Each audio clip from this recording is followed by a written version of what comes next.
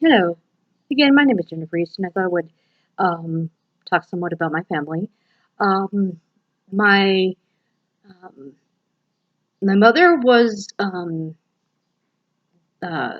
from Cheyenne, of course, but she wasn't born in Cheyenne. She was actually born in Indiana. My father was actually from from Lander, Wyoming, and that's where his family was from.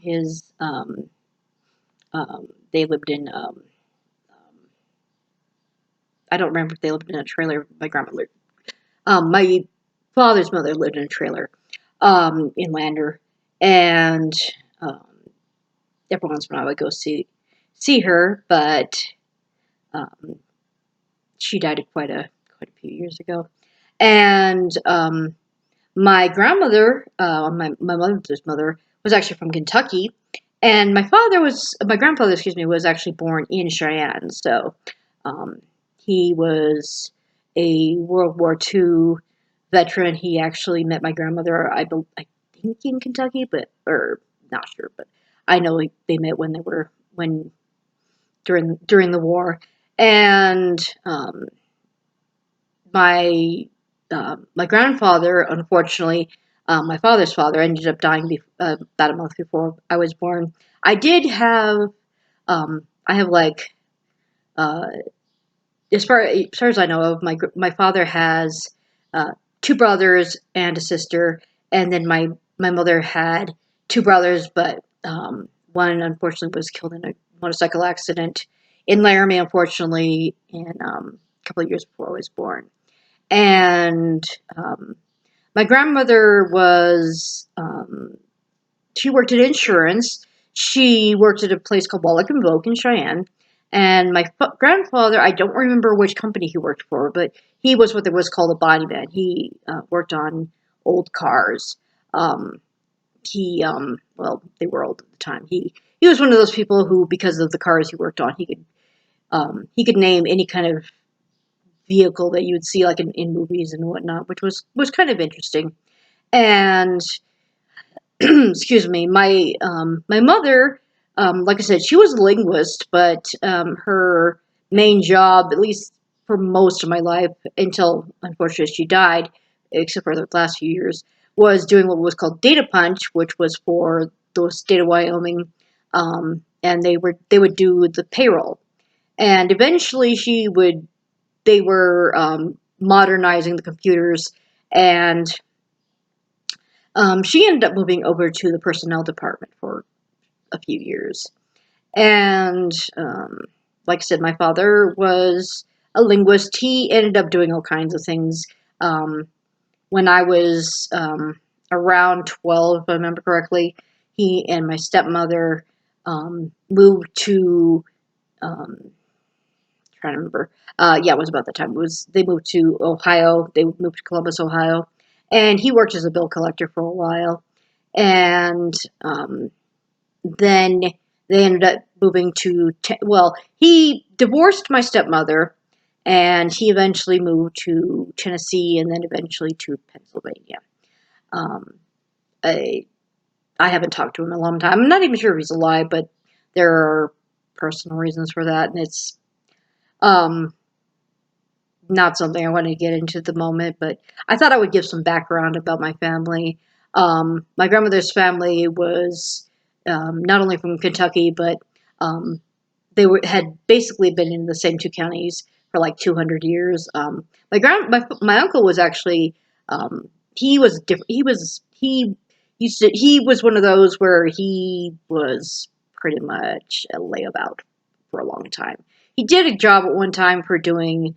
He was a surveyor. He went to Pueblo and then he went to Utah, and eventually moved back in with his mother, um, and didn't work, and pretty much lived off both my grandmother and my mother until my mother died.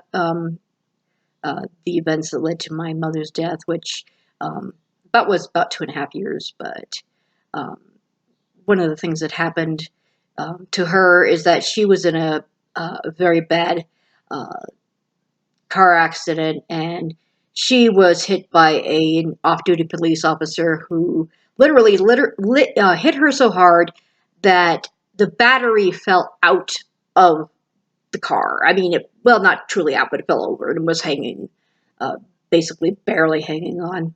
And she ended up being paralyzed pretty much from here down. And that was part of the reason, some of the reasons that led up to her death eventually.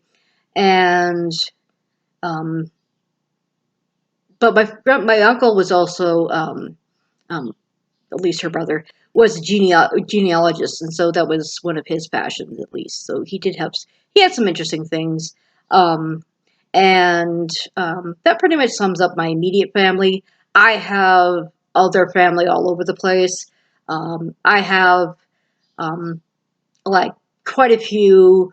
Um, they're basically like the nieces and nephews of my um, grandmother and my grandfather, and even I have some in I met them in Denver one time, but I didn't really connect real well with them. But I had it was basically the sister of my father's father, so it was my great aunt, and she lived in Denver, and she has all kinds of family. So I have like second cousins and second cousins on my grandmother's side as well. Um, some of whom I ended up meeting, but quite a few of them I um, haven't come across. I have four, as far as I know, of biological cousins. Um, Two of them were basically, hmm, well, two of them I met. One of them was my my uncle who died in the motorcycle accident. He had a son, and excuse me, and he was like I think 4 at the time when his father died, and he at one time stayed in the house with us, and it was kind of interesting because he recently contacted me on Facebook and was like, "Oh, are we related?" And I'm like, "Yes, we are related." The other one is, excuse me, related to my father's brother, one of my father's brothers, and I met that one many years ago. I came across her a few times. I have two adopted sons. When my father's sister, my aunt, got married, he already had children, and what she did was she adopted them. She did have a son at one time, but she gave him up for adoption. And then my father's other brother, um, they're pretty sure that he had a daughter, but I think because Lander's also right by the Wind River Reservation, they think she was Native American. And those are, like I said, those are my immediate family. Um, and um, I had other kinds of family, but they weren't genetically my family. When my father got remarried, the woman he remarried was already grandmother.